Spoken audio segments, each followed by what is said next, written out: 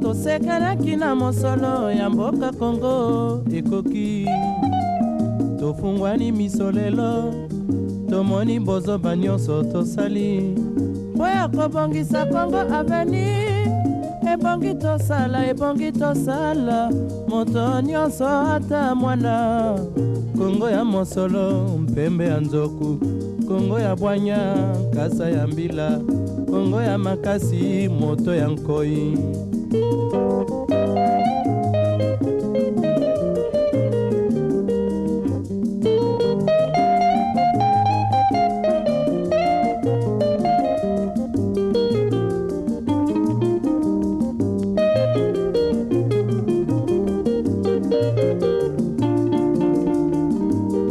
mikolo tosekelaki na mosolo ya mboka Kongo ekoki tofungwani miso lelo tomoni bozoba nyonso tosali mpo ya kobongisa Kongo aveni ebongi tosala moto nyonso ata mwana Kongo ya mosolo mpembe ya nzoku Kongo ya bwanya nkasa ya mbila Kongo ya makasi moto ya nkoi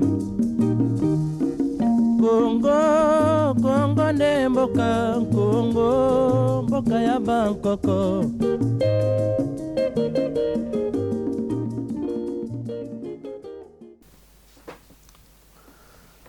Mbote bana ya mboka bana ya Congo RDC mboka lisusu na 1 heure avec JGK na poko na lelo ezali lisusu esengo mingi kozala na bino pona kosolola masolo etangami ya mboka na mokolo na lelo na émission na biso tokoloba Fachi contre les murs et puis coronavirus ndenge tozali na COVID-19 nde tokoloba lisusu mais tokobanda nanu ya koloba boye soki moyen kozala tozobondela bino na bosembo message na biso ekende bandeko bayoka yango epanzana pona yango ezali kaka na geste moko ya moke ya kosala oyeme page na biso okei na page na biso na YouTube okomona ngonga moko eza so na UK Congo Voice 1 okomona ngonga moko eza wana o cliquer yango pour souscrire olandi kaka mibeko eza wana pe o partager émission oyo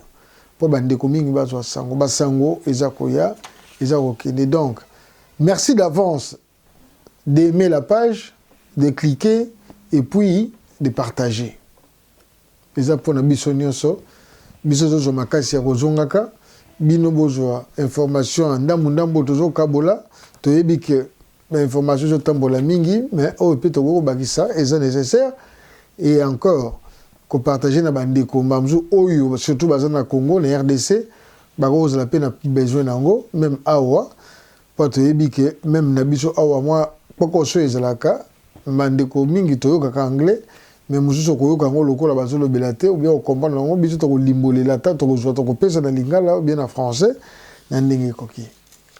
Alors bana ya mboka merci mingi na gentillesse na bino na courtoisie na bino na bonté na bino na nyonso yango na to garda bino na mitema mais toye lisusu na sango ya mawa pona nini tolobaki ke ebeti biso na porte ebeteli pardon biso na porte COVID-19 ebeteli biso na porte surtout awa biso na UK déjà baza kolendisa biso ke tozela lisusu ya ebele mettre okende na communauté na biso lobi tolobaki bakendaki lelo lisusu toza na sango ya mawa moko penza okati ya biso na Londres ndeko Alain Ilunga tolobi bien ndeko Alain Ilunga oyo atiki biso lelo na 3h du matin akei nzamba zala na ye atia ine sika ya kimia pe ya peton. C'est vrai que tozali pe na ba rumeur ou bien information conflictuelle sur ndeko na ye leki na ye Titi Ilunga oyo moko ya biso azalaki na biso na ba misala oyo ya media na short one na mingi ba mususu balobi ke ye pe atika ki biso na après-midi awa ba mususu balobi ke akei mais na source na biso tozwaki oyo sololi na Boni Tongomo shot one oyo azali mobile ya l'entity ye alobi ke non ezali nanu fake news donc biso tolobi boye toyebi ke communauté échauffé mwa mingi mpona yango baye basource mosusu balobi basource sûre balobi ke non ndeko titi mpe atiki biso mais biso tozokende na next of kin na ye mobali na ye oyo alobi ke non eza nano ezali fake news alors nzambe asalaki effectivement ezalaki aza na biso nanu parce que toza na posa te ke tokendaka komitungisama surtout ke na ngonga oyo ekomi kaka na sango soki liwa ekoteli bino na ndaku surtout soki eza ya coronavirus boza na chance mingi te ya kokunda ndeko na bino na ndenge esengeli bazopesa dele moke soki bokoki kokunda te bango mo bazwi bake kokunda bozoka bainformation esika mbala mosusu bakozala eza pasi na ngonga oyo biso na culture na biso na tradition na biso toyebi ke tolelaka nanu tovandi bandeko baye bosololi apres boke kokunda elongo mais sikoyo mikolo eza te et kozala encore très longtemps avant tozongela bahabitude na biso bandeko c'est vrai que coronavirus ekoti ici kobanga na kati na biso mais tokosenga na bandeko nanu korespecte mibeko mpo nini yango nde balobi eza kobikisa biso eza kosala nini koprotege bandeko na biso moko na moko toyokaki toza mpe na message ya coordinateur ya nini ya CCUK Congolese Community of the in the United Kingdom dans CCUK Congolese Community in the United Kingdom lobby boy toyoka ye nanu et puis tokolandela na sima. Bonsoir mes frères et sœurs ya communauté congolaise na kati ya Royaume-Uni. Ezali bongo ngai lisusu Achiski Tuba, coordinateur de la communauté congolaise awa na kati ya Londres.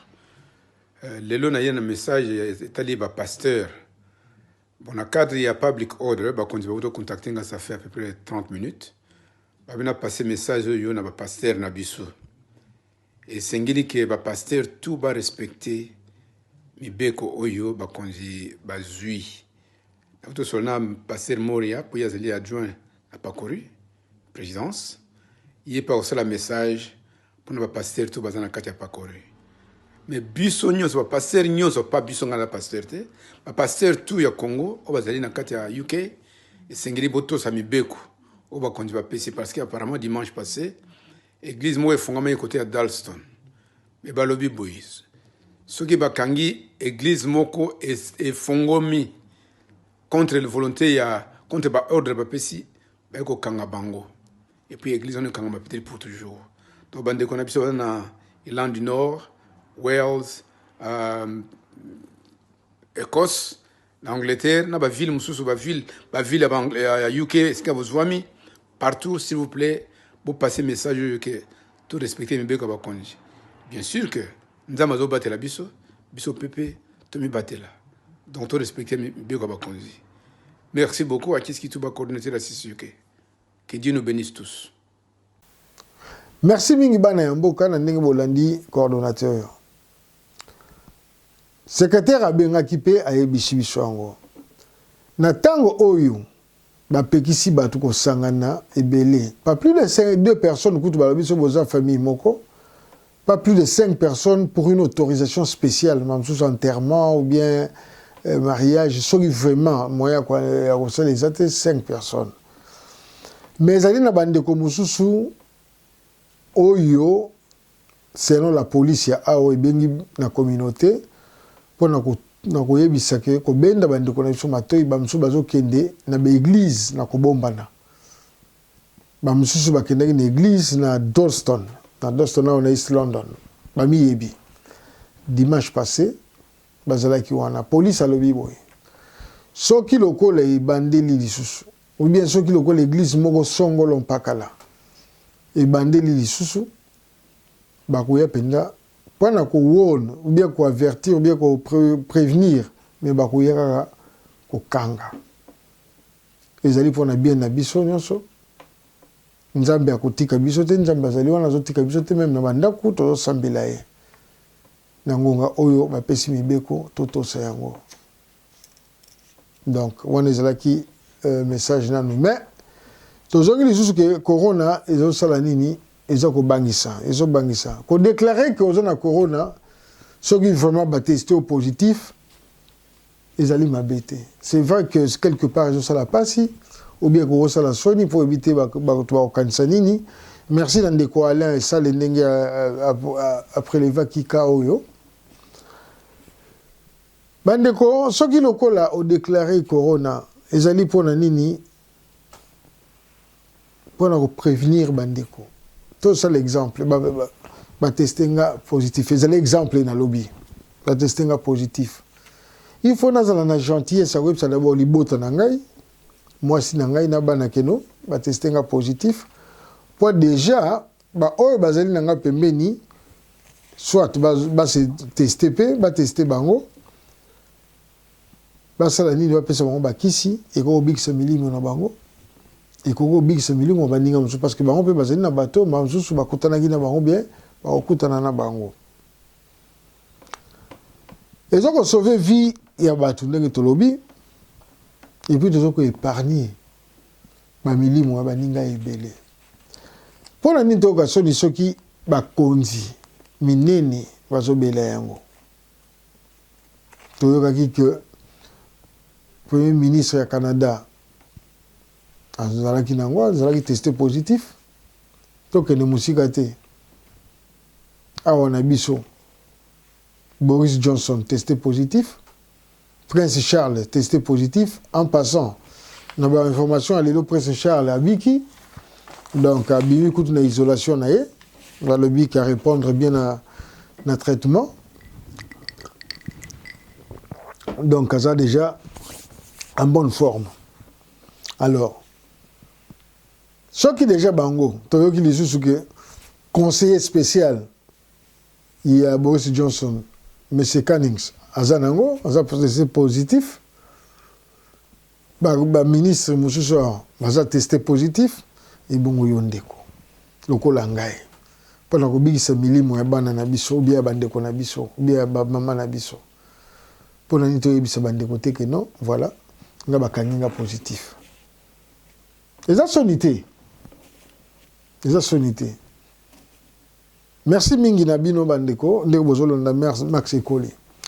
Alors avant to kene na ba statistique to zona on a poko alelo, to kozongela nanu o ezoleka na mboka.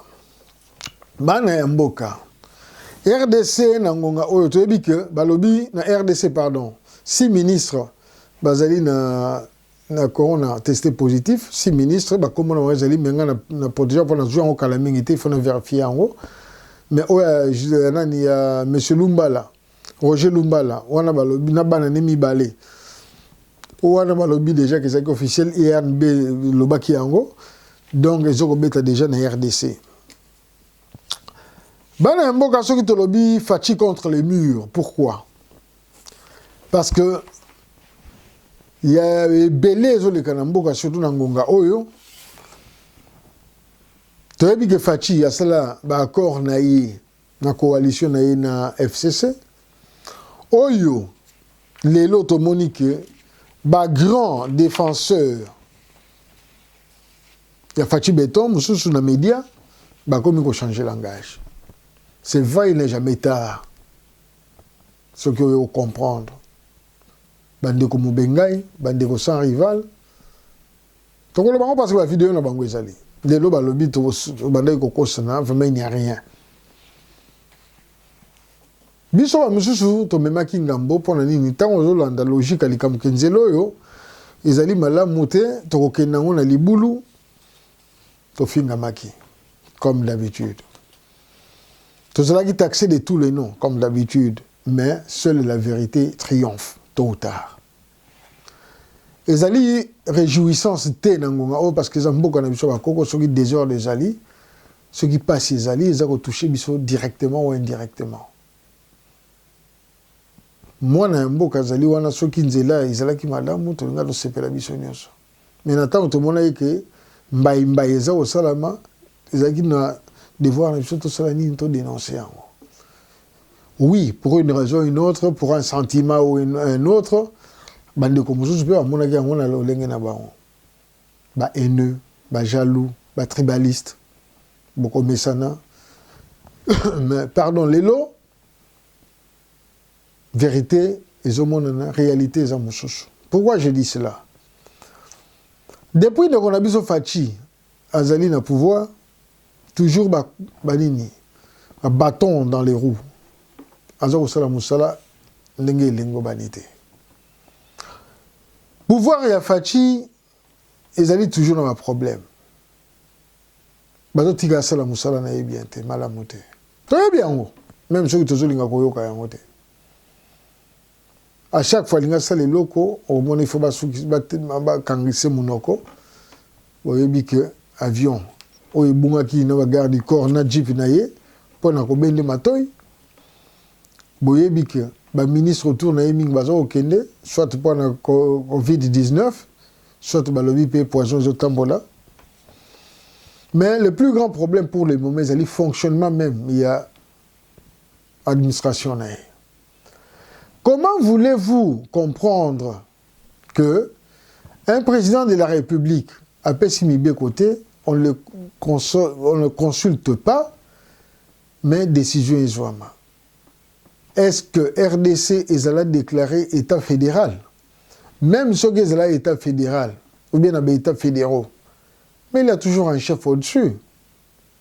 Ce qui n'a pas boye, ils allaient par rapport à la décision ou bien à l'initiative monsieur Zouama. Tous deux exemples nan. Il y a liboso oyo kaka oya mikolo yo. Décision fait sur rapport au confinement na RDC. Confinement il y a 3 semaines avec ma pause de 2 jours. Le président n'en savait rien. Et même les Rayokoye Bayango, apparemment, il causait des problèmes parce que le gouverneur Gentini Ngobila ne voulait rien savoir du président. Hier, Gentini Ngobila, j'aurais mis Beko Ouapi. Et pas Yanani, puisque nous savons qu'il est du FCC. Quand on dit que c'est le FCC qui dirige toujours, Monsieur Gentini Ngobila, le respect des institutions, Yangonde, et même Kaliboso. Même ceux qui bozali, na plateforme, mais quand il y a un chef, c'est de ces chefs qu'on dépend. On répond de ces chefs.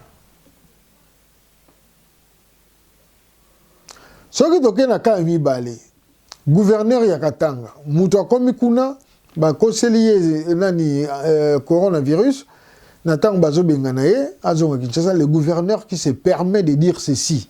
Toloba qui a mikole le kaki. Que zonga kuna na Kinshasa parce que tolinga bino ate zonga kuna isika président na bino Félix Azali. Ah wato yebiete. Les années la vidéo, c'est pas moi qui l'ai dit. Comment un gouverneur peut se permettre un tel langage vis-à-vis de son chef? Nani azako tinda bango? Nani azako sala bongo? Nani azako affaiblir ndeko na biso Faci? Bana mboka il est temps to bana kofongola miso.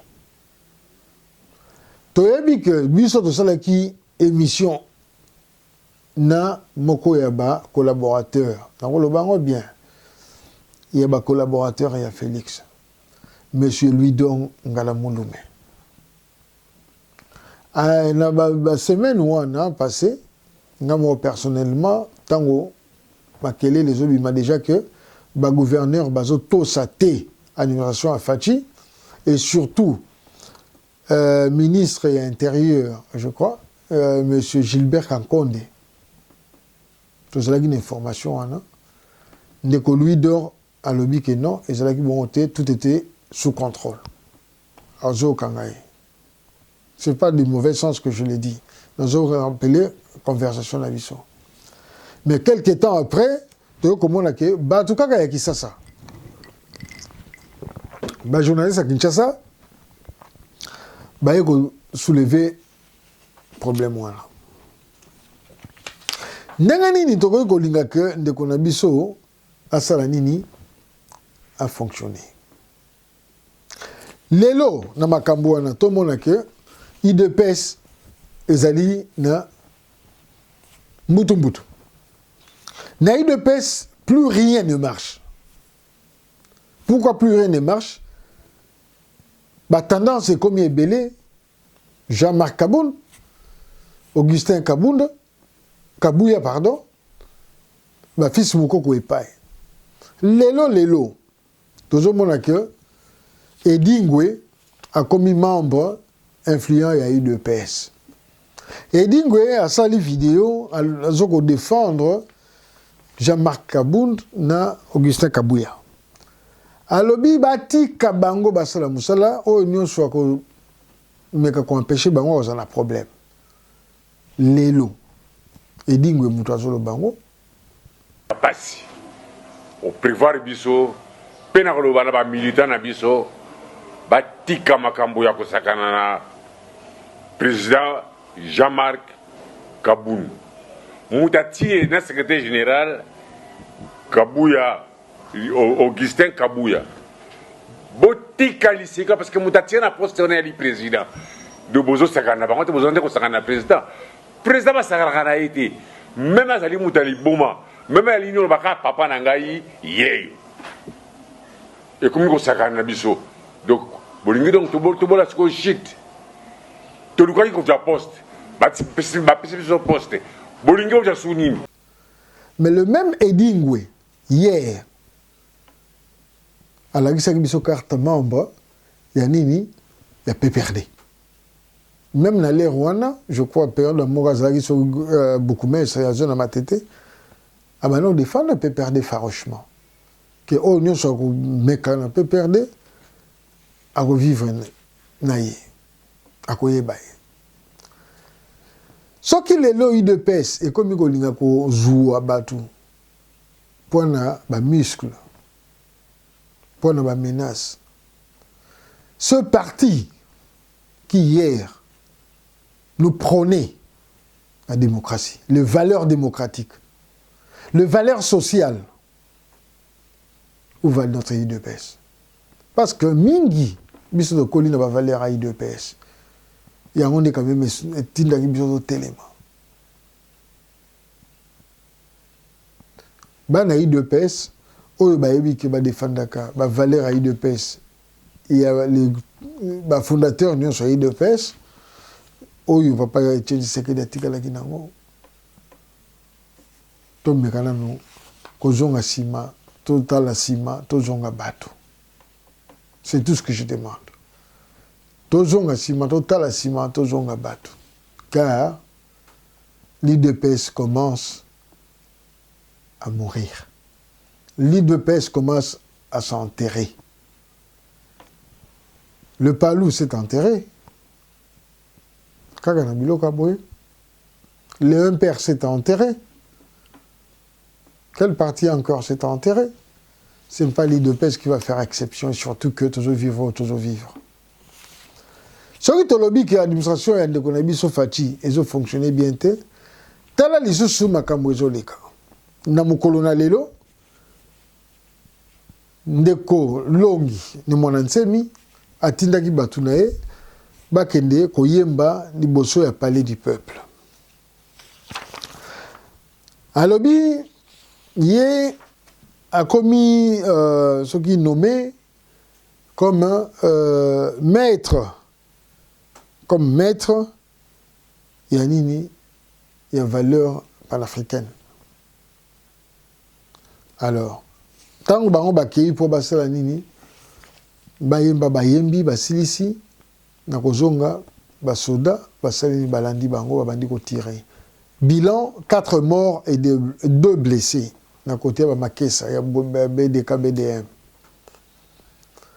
Mais dans le moment oyo des choses, c'est vrai la démocratie en priorité, mais aussi le regroupement de masse, le regroupement de bateaux. Ils ont des avantages, surtout avec les corona en vrac. Mbutane mwana nsema lobby va provoquer été ceux qui vont continuer à provoquer à ça nini à quoi agir très méchamment. Bana mboka kozala na mboka où ils ont la valeur ebelé, la richesse ebelé donc la RDC et que vivre ou toujours vivre ils allaient karabiso moko biso moko nde tolingi yango biso moko nde tozosepela nango parce que tolingi komesana nango mais comme on dit moto oyo ayebi bomoto na ye akolinga te baniata ye na se ya lipapa parce que lipapa inataka mabele inataka biloko ebele soki bakomi koniato na se ya lipapa c'est que bomoto na yo ezali susu te tokopesa mwa bastatistique comme ça aussi c'est mission na biso tolobaki que na UK esika biso tozali lelo kaka bato bakufi 180 donc tokomi na 1408 décès tolobaki que Prince Charles abiki numéro 10 et lobby spécial nani conseil spécial à Boris Johnson Dominic Cummings testé positif na banza batumi bakoye bayaza ki moko ba oyo abanda ko défendre le Brexit et puis ba sengi na personnel oyo baza ko sala na Virgin Atlantic na EasyJet soki bande ko na biso mingi bazo sala na EasyJet bien Virgin Atlantic ba bengi bango pa bakende ko aider en tant que volontaire mais ba refuta bango na hôpital o batongi kuna na Excel na East London na UK mobimba lelo ba tu ba tester bango bazali positif 22141 et na banza bolandaki na Boris Johnson premier ministre na ba conseiller na ye na ba ministre balobaki ke UK ezoko bunda pona kosala nini pona koleka te 20 000 décès et lelo pe balobi susu ba kotonga les mêmes genre hôpitaux na Manchester na Birmingham Scotland peut à promettre hôpital ya monene ya Marquana. En Espagne na mukona lelo kaka 812 morts ba komi na 7340 morts bazali na 85 195 cas confirmés et 7340 décès total. Bazana 16 780 guéris parce que Badozo Koufa 41. Italie, 101 739 cas confirmés, 11 591 décès, 14 620 guéris. États-Unis, 153 248 confirmés, 2828 décès et 5 545 guéris. Badozo Bika. Globalement, dans Mokili déjà, oyo bazotanga peut-être biso na RDC bazotanga nanu te ezali na 766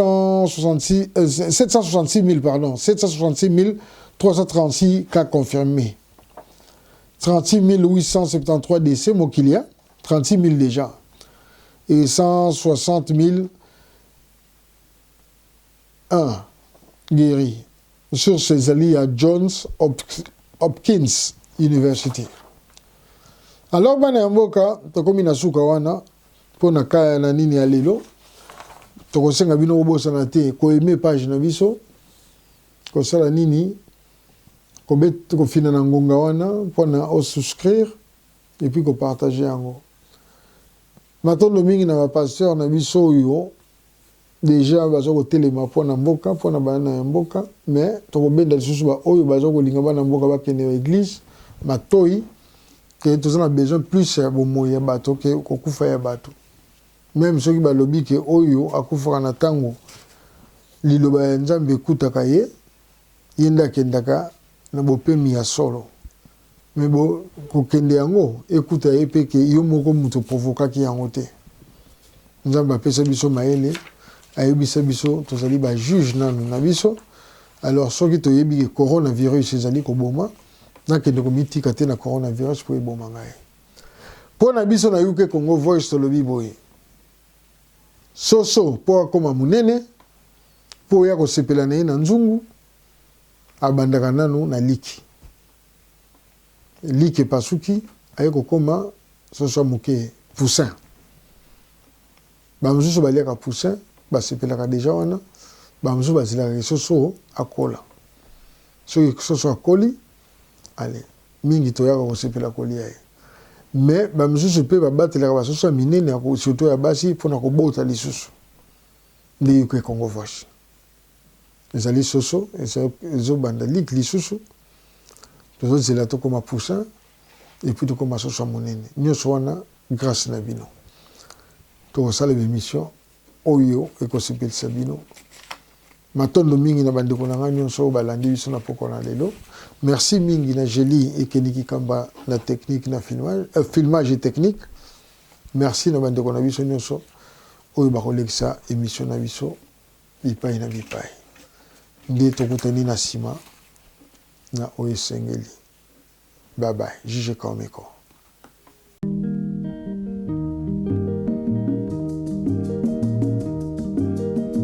mikolo tosekanaki na mosolo ya mboka Kongo ekoki tofungwani miso lelo tomoni bozoba nyonso tosali mpo ya kobongisa Kongo aveni ebongi tosala moto nyonso ata mwana Kongo ya mosolo mpembe ya nzoku Kongo ya bwanya kasa ya mbila Kongo ya makasi moto ya nkoi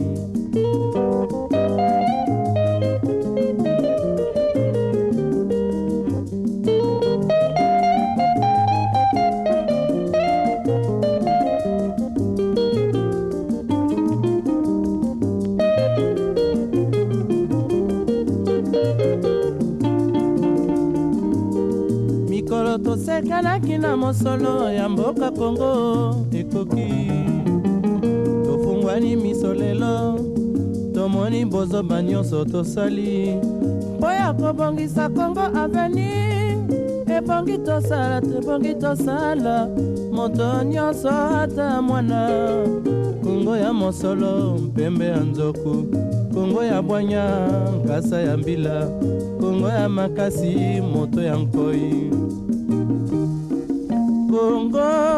Kongo nde mboka Kongo mboka ya bankoko